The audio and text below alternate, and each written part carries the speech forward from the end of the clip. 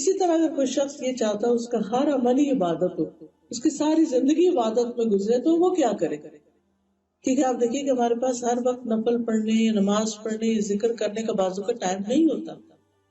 ہم دنیا کے کام میں لگے ہوتے ہیں، تو ہمارا دنیا کا کام کیسے عبادت بن سکتا ہے؟ تو اس کے لیے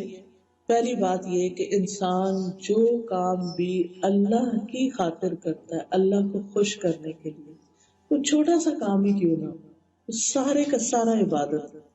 چاہے آپ گھر کا کام کاج کر رہے ہیں، اپنے بچوں کو پال رہے ہیں، انہیں اسکول چھوڑنے جاتے ہیں، اسکول سے لینے جاتے ہیں، ان کو بیٹھ کے ہوم ورک کراتے ہیں، تکلیف دہ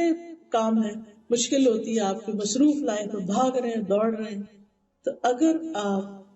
اچھے طریقے سے وہ کام کر رہے ہیں اور آپ کے دل میں اگر آئے بھی کہ اٹس ٹو مچ، تو آپ اس پر یہ سوچیں کہ میں اللہ سے اجر پانے کے لیے کر رہی ہوں اور اللہ ہی کی خاطر کر رہی ہوں، اور اس کی جزا مجھے اللہ سے چاہیے، چاہے میرا شوہر نہیں بھی اپریشیٹ کرتا، کیونکہ بعض اوقات آپ اتنے کام کر رہے ہوتے ہیں کوئی آپ کو تھینک یو بولنے والا بھی نہ، بچے تھینک یو کہتے ہیں نہ کوئی اور کہتا ہے، تو پھر آپ گھبرانے لگتے ہیں، آپ کے اوپر ایک بوجھ سا پڑنے لگتا ہے کہ میری تو کوئی ورتھ ہی نہیں، میری تو کسی کام کی قدر ہی نہیں، اللہ سبحانہ وتعالیٰ قدر کام ہے۔ تو کیا کرنا ہے؟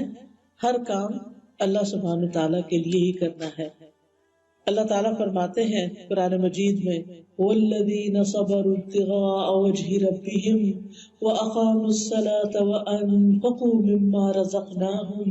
سِرًّا وَعَلَانِيَةً وَيَدْرَؤُونَ بِالْحَسَنَةِ السَّيِّئَةَ أُولَئِكَ لَهُمْ عُقْبَى الدَّارِ، اور وہ جنہوں نے اپنے رب کا چہرہ چاہنے کے لیے صبر کیا، نماز قائم کی، اور ہم نے انہیں جو کچھ دیا ہے اس میں سے خرچ کیا، کھلے بھی چھپے بھی،